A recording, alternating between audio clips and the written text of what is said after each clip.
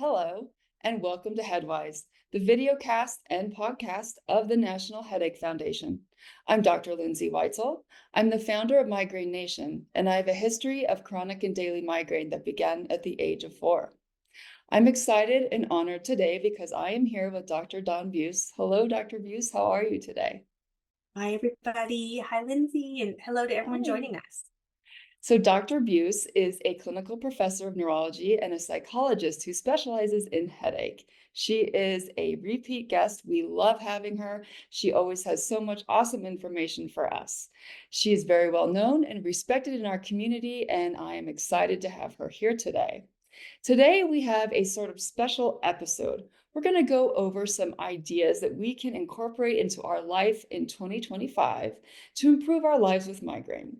And then Dr. Buse is going to go over the strategies for successful behavior change so that she can help us all incorporate these things successfully into our lives and just do a great job of it. And I'm really excited because I want to learn from Dr. Buse today, along with everyone else. We're going to sort of go over a few of the categories where people with migraine might want to incorporate change in order to help our health. And then we're going to go over some strategies on how to do that.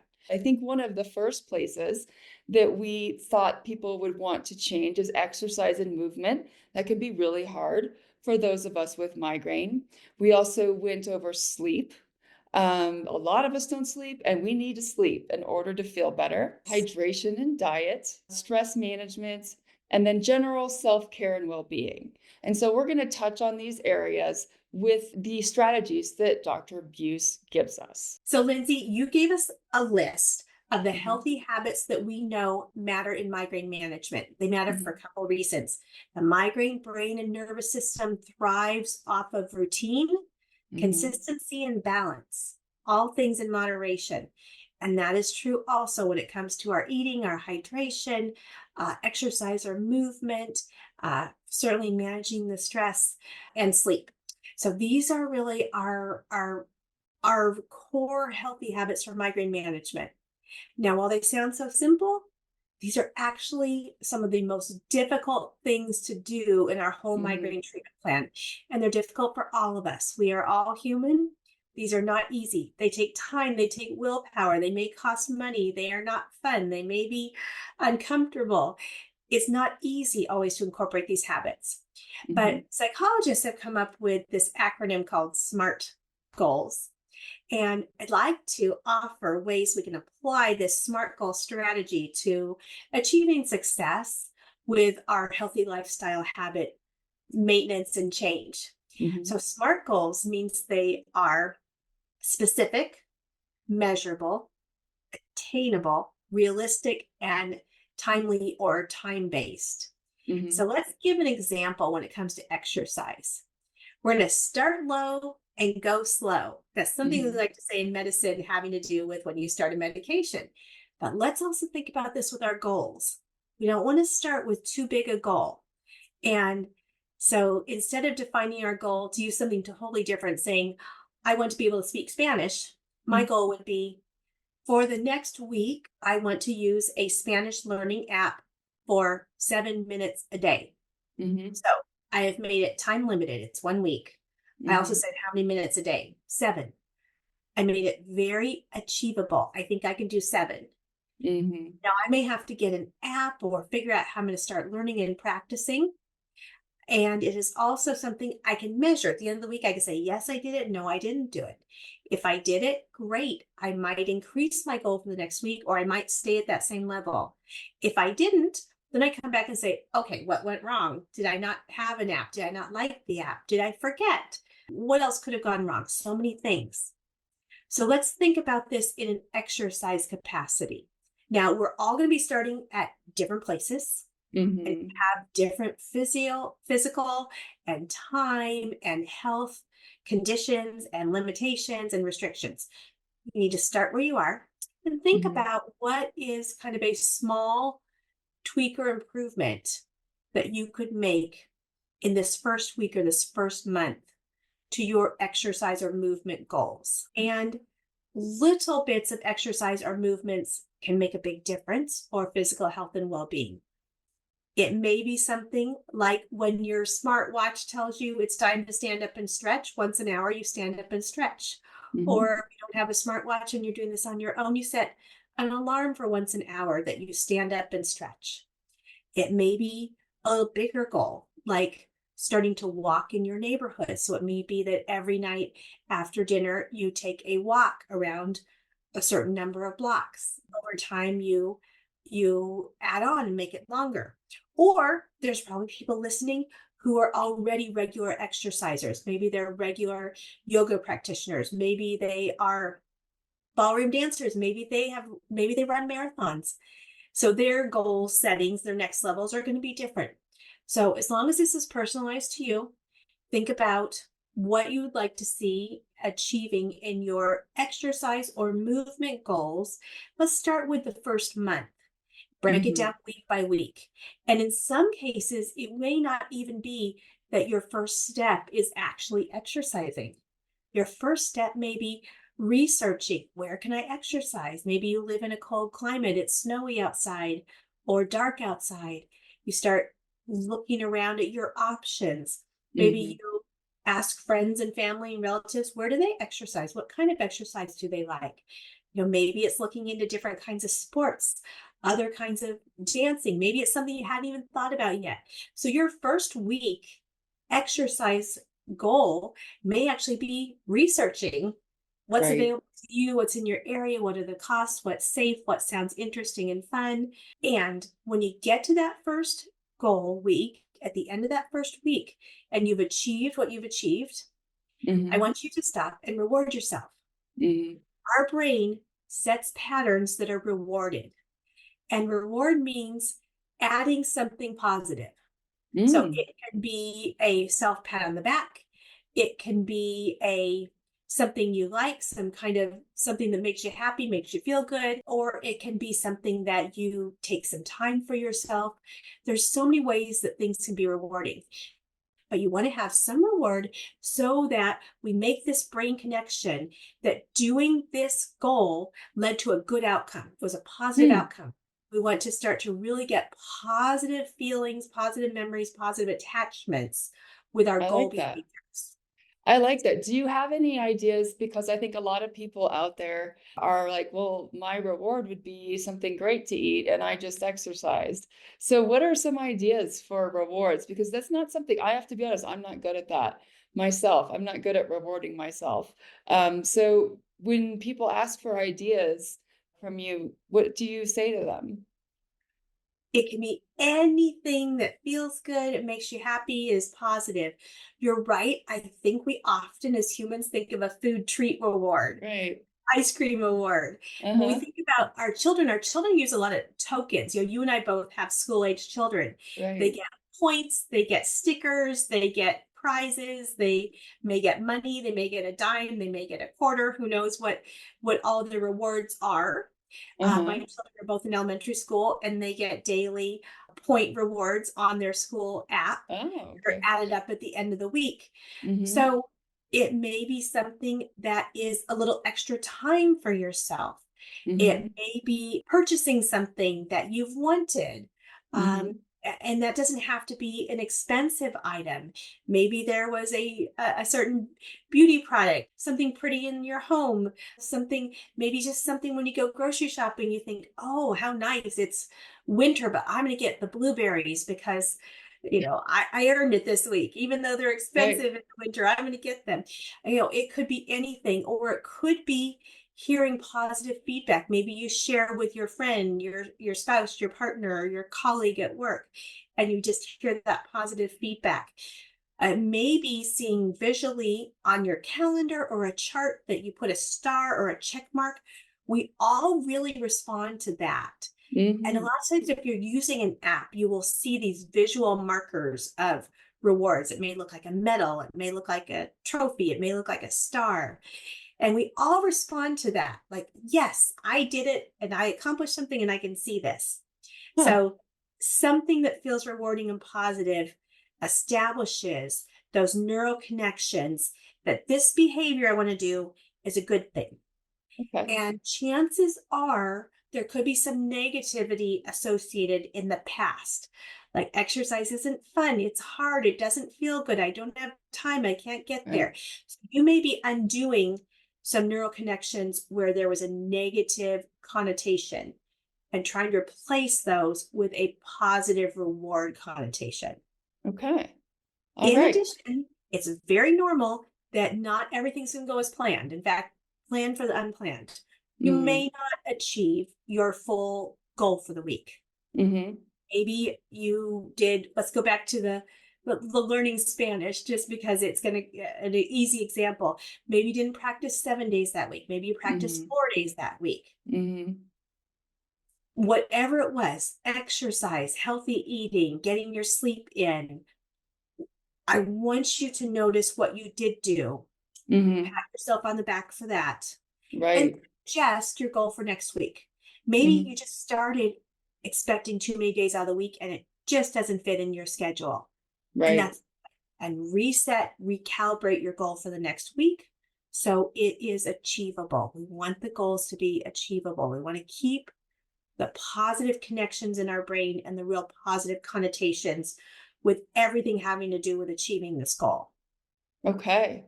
I think that I don't know how old I was when I learned that, step in the right direction is such a positive thing, even if you didn't fully achieve the goal. You're going in the right direction. And that is such a great, the day that you understand that, it's such a great thing, I think. And so I love that you said that. So can you go back and we're on the SMART goals. So you said reward yourself.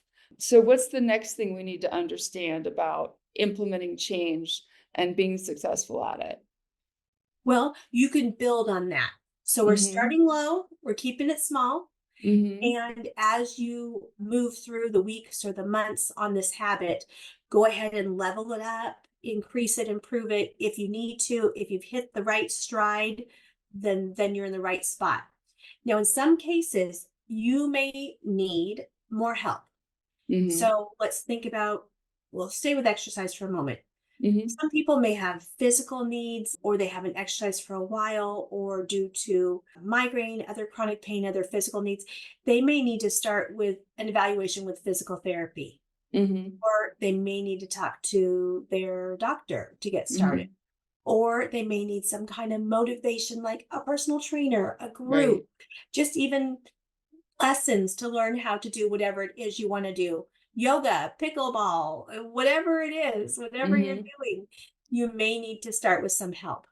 Right. So let's switch over to sleep, Mhm. because this is a situation where it might be an easy fix or tweak that we make Mhm. ourselves. And I can give you some examples of those. Or it might be that your sleep is being impacted by medical or psychological or other factors, which are a little bigger. Mhm. So when we think about sleep, we don't always know what's going on. We may know if we wake rested most days, but we may not as well.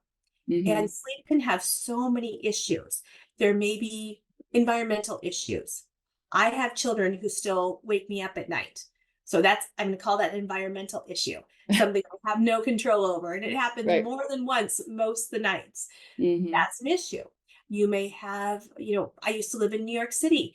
You may have loud exterior noises. New York City has fire engines and police cars and trash Right. trucks and neighbors all night. You may have environmental. It might be bright where you sleep. It might be too hot, might be too cold. So just getting some of those environmental things right may be your first start. Mhm. Um, but it can go beyond that. Women may have hormonal factors that are affecting sleep.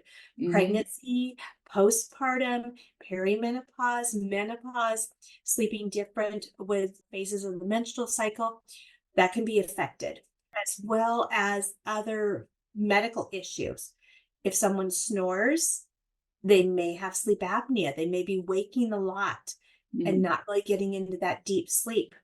There could also be restless leg.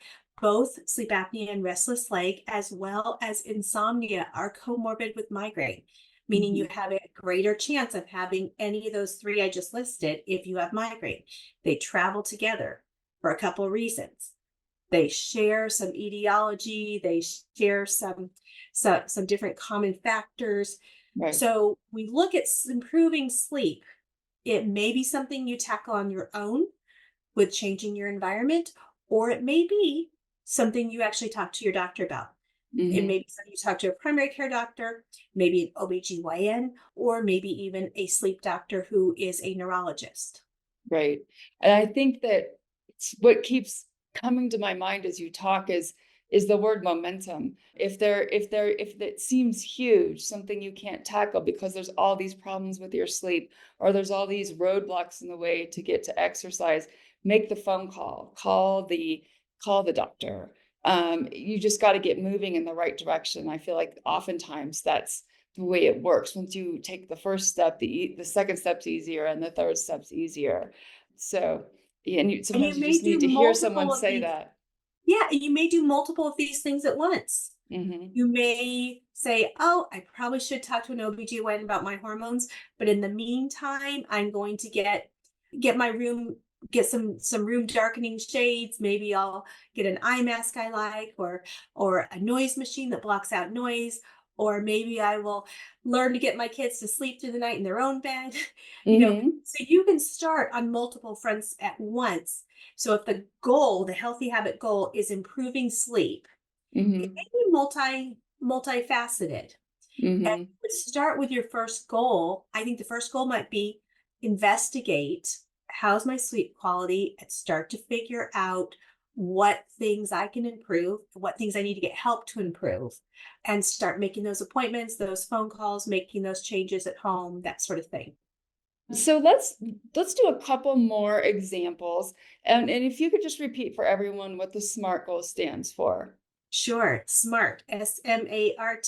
So it's specific, it's attainable, it's realistic, it's measurable, and it's Hmm. time limited. Okay. So when we were just talking about sleep, we would say, this month, I will make some doctor's appointments and talk to my primary care doctor. So it would have this month. It would also Hmm. be things at the end of the month you could check off and say, yes, I did do it, or I didn't, Okay. and here was my challenges. Okay. So let's we the things that we were, speaking of, we're going to be exercise, sleep, hydration and diet, stress management, and self-care, well-being, or bringing joy into your life. So there was two things I wanted to bring up. One is let's talk about one of the stress management goals.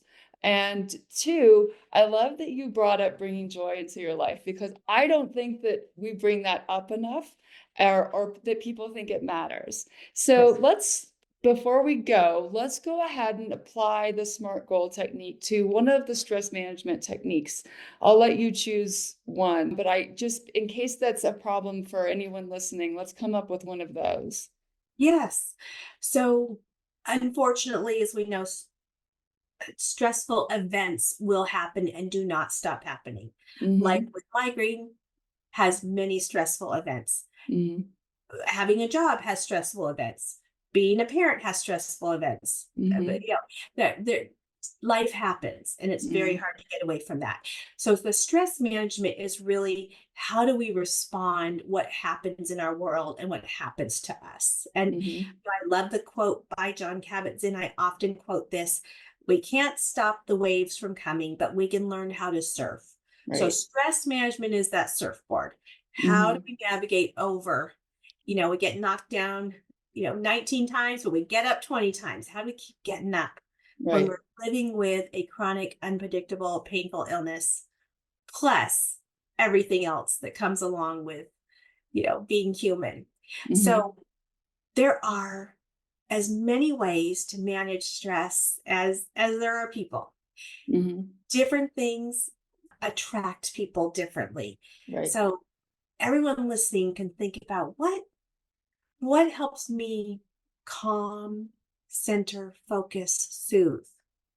There are kind of traditional ways, which would be talking to a psychologist, therapist, could be a religious counselor, could be a social worker, could be a support group.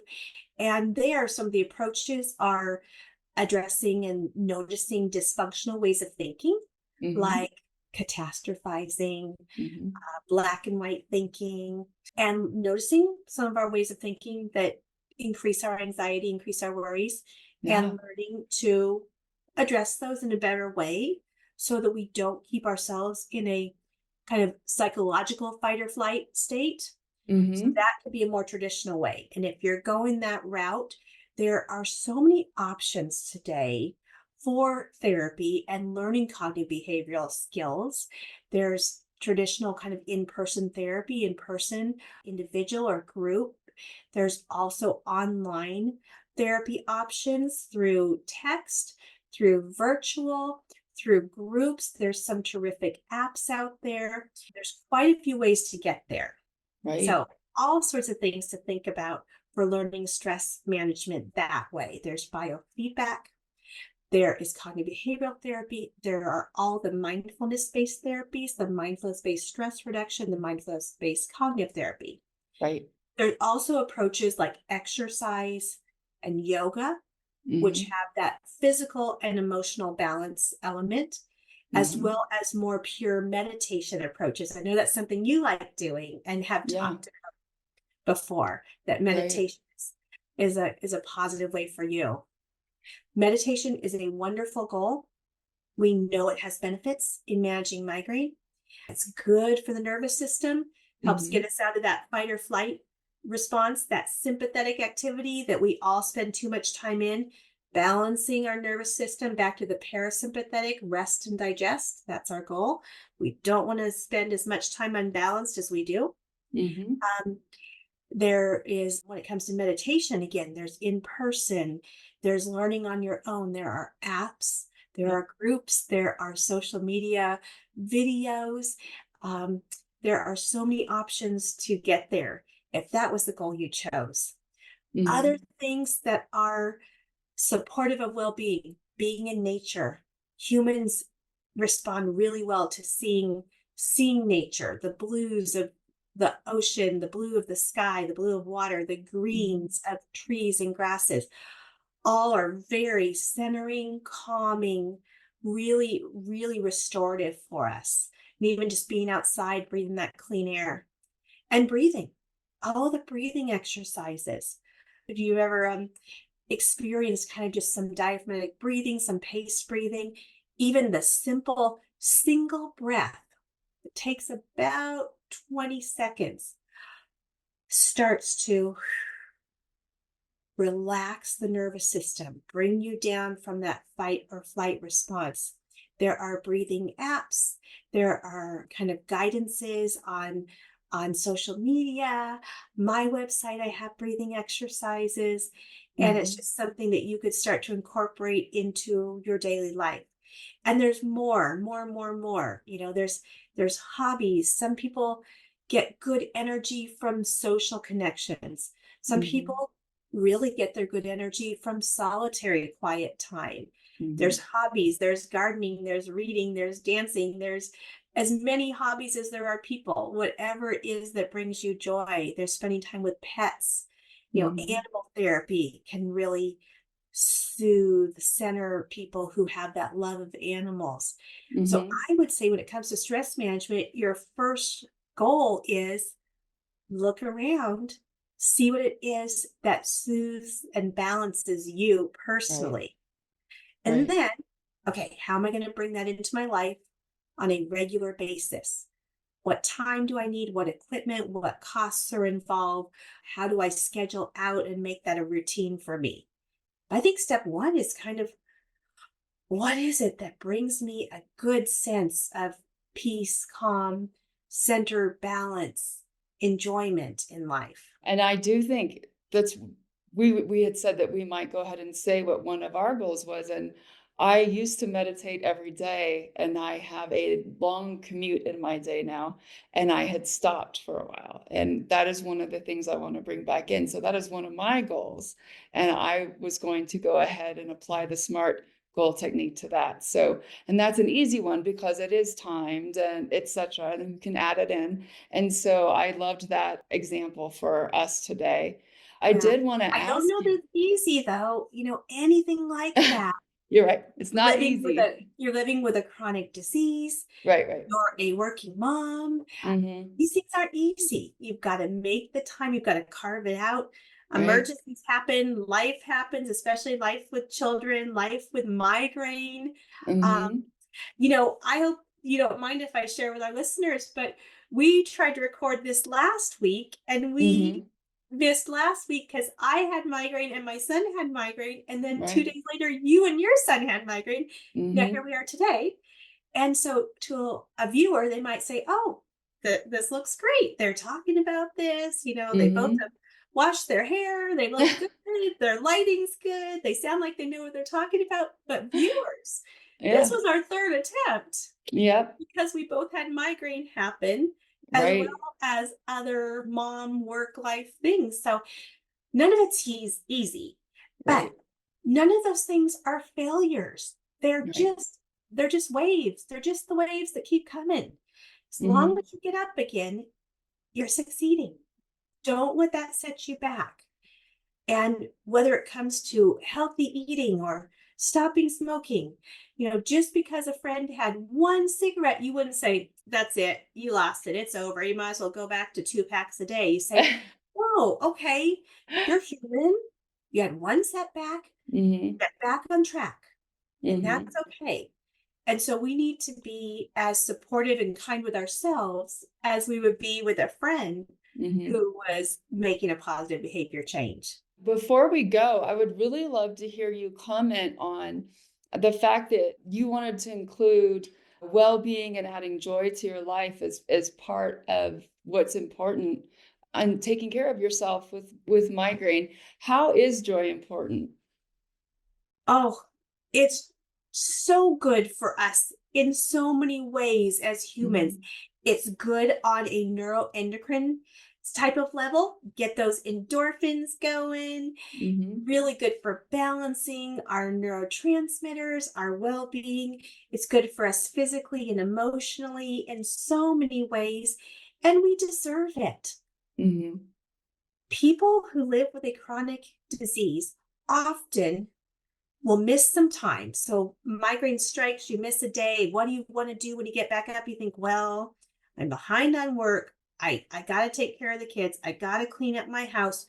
You think you need to go to your chores and your work. Rarely do you say, oh, well, I missed this enjoyable activity. I want to Yeah. make that up.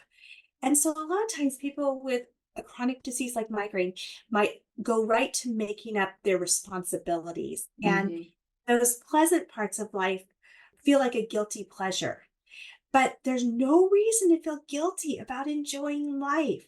Mhm. Everyone deserves that enjoyment and that balance. Right.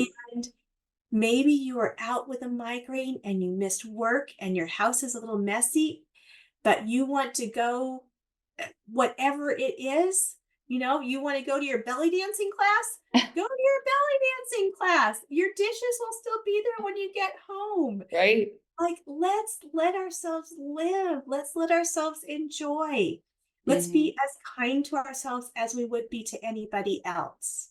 And I think we're guilty of this with children too. Maybe not us, but I do sometimes have to stand up for children, not even just my own, but other kids with migraine because people think they shouldn't be having fun because they missed school because of a They missed migraine school or that day, so why would they go to the birthday party or the soccer exactly. practice or out with their Right. friends? I agree with you, and we talked about this on a podcast with Migraine with Children, Mhm. and we know when our kiddos have a migraine. We know what migraine Right. looks like, Right. and once they're feeling better, we know what that looks like too. And Mhm. if we always say right after you feel better, you have to do your homework and your chores, I mean, what a Right. kind of punishment for the end of your migraine. I know. Let's let our kids enjoy themselves a little bit. Let's us enjoy ourselves a little bit. Keep that balance, but let's Mhm. enjoy life a little bit. We all deserve it. Right. Well, I'm really So, glad that I asked you that question because that is a really great place for everyone to leave everyone with yes, these great thoughts. It's okay to bring joy into your life, even if you've missed out a lot because of migraine, and take care of yourself and take care of the people around you and focus on the good. And I want to say it's more than okay. I would like to prescribe that to everyone listening Mhm, as their sixth healthy habit goal, that it is good for you and mhm, good for life with a chronic disease like migraine to mhm, keep the joy going, keep mhm. your happy endorphins flowing, keep your neurotransmitters balanced, keep stay part of life. It's good for your well-being. It also makes you a better caregiver and friend and family member and worker to everyone else when you've got some joy and enjoyment and balance yourself. So, Right. Lindsay, I'm going to offer you one extra tip for your meditation goal. So, you've got a Uh-huh. SMART goal. The Right. next thing that makes you oodles more likely to succeed at a behavior change is when someone is checking in on you. So, I'm going to be Ah, your check in partner. there we go. Uh-huh. And next month, I'm going to check in with you and say, how's Ah, your meditation going? And when you know that someone's checking in with you, either you've made a partner, like, okay, the two of us are going to play pickleball. We're going to go every Tuesday. Now you've got someone who's counting on you. And if mhm. Tuesday comes along and it's cold outside or you're a little bit tired, I would think, well, Lindsay's there waiting for me to play pickleball. I have to go. So Right. I will be your meditation goal check-in partner. And you're going to say, well, Dawn is going to ask me how this is going, so I got to stay on track. So Uh-huh. the next thing, the next level up is also if you could get a buddy for your Mhm. healthy habit goals, you will both be more likely to succeed and stay on track.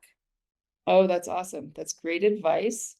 Thank you so much. And maybe we'll even do that on the podcast so people can know if I've how well I'm doing at my meditation. I love All right. that. Then you're Yes, going to have thousands of check-in partners. there we go. You Well, can't let everyone down, so you're going to keep I going. know.